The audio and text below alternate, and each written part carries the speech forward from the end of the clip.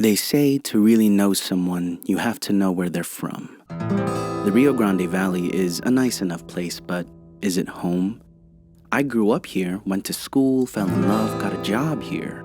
Because employers, teachers, and classmates spoke and understood English, I made it my main language and forgot my first. Don't get me wrong, I never went through traumatic racism, mostly ignorant prejudice, but really it was just lonely.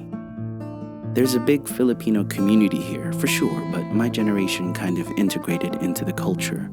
We never forgot our roots, but we hid them well to assimilate, to fit in. We wear their clothes to seem in fashion, watch their movies to know what to talk about, listen to their music so we can sing along at parties, and we even greet each other with their words, and we laugh off the ignorance their words can carry, like, "Why does your food smell like that? You must have done really well in school. Where are you from? No, where are you really from?" Because apparently saying I'm from the same city as them isn't enough. No matter how long we've lived here, no matter how hard we've tried to assimilate, to everyone else, we're not from here. So, no, this wasn't home, not really. They say to really know someone, you have to know where they're from, but I'm not from here, so how can I know who I am?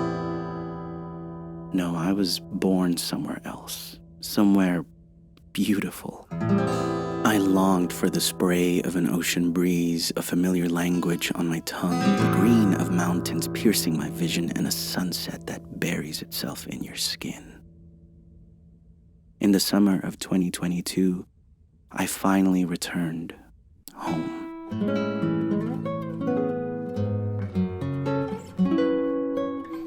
I had been feeling lost, not really knowing myself well enough to heal whatever I had that was broken.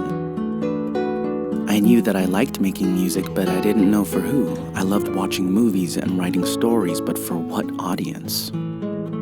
There was a sense of belonging that always escaped me, and as I got older, the more alienated I started to feel. And then in the distance, there she was. Zamboanga City, Philippines. It had been 14 years since I'd been back. So much must have changed. I knew I changed. But what stayed the same?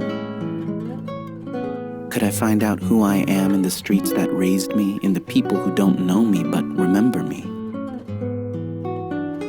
I wanted to know if my memories kept their promises. And as I walked through the surrounding greens of the Philippines, nostalgia hit me like a wave. Streets filled with trikes and motorbikes, the towering mountains in the distance. Everything was just as it was. And I started to understand myself a bit more.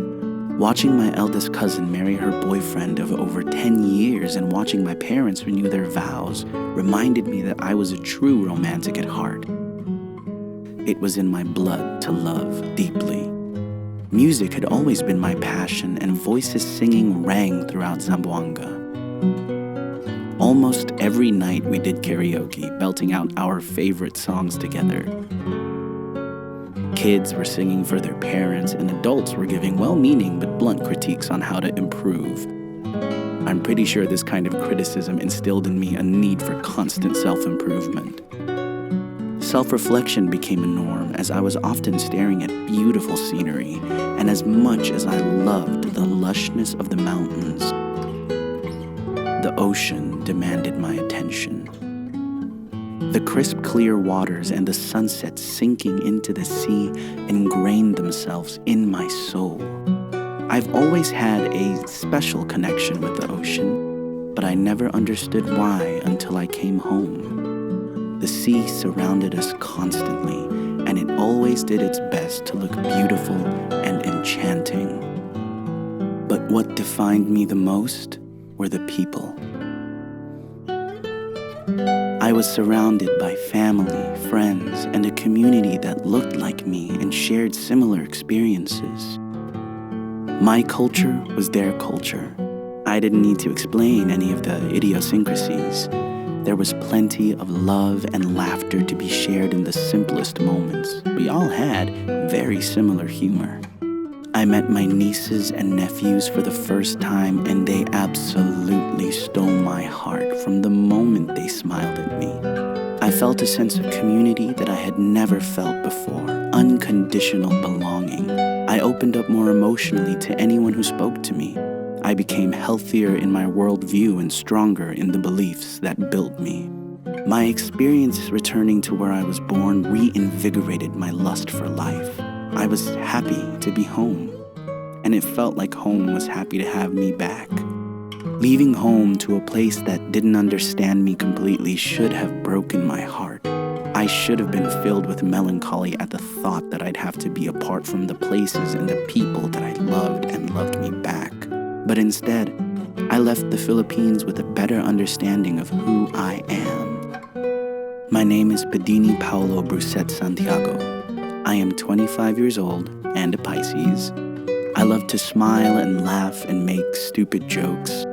I love to write and perform music because it's how I express myself and my joy. I want to make movies that celebrate people who look like me and tell stories that entertain me. I am a big and unashamed romantic. And I am Filipino.